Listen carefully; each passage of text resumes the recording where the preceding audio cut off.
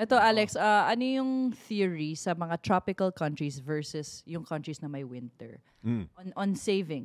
I remember when I was taking my master's many years ago, one of my professors mentioned na there is a theory daw na mga tao na nasa tropical countries, mas complacent tayo when it comes to savings. Kasi ang reason daw, one of the factors daw is, tutubo naman, like example, kung nagtatanim ka, you're a farmer, tutubo naman yung tanim year-round, whole year.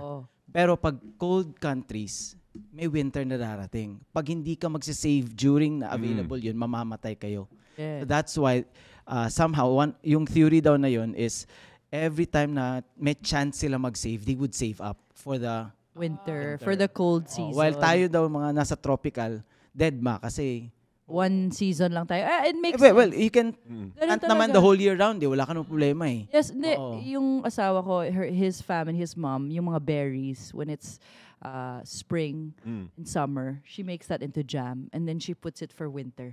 Oh, di ba? Kasi parang it's still fresh. So yun. So yung ugali na nun, nasa saving. ano nila, nasa sa lahat, psyche na even nila. daylight savings, di ba, ina-adjust nila yung oras para mas magliwanag ng maaga. So yun ang isa din sa reasons daw.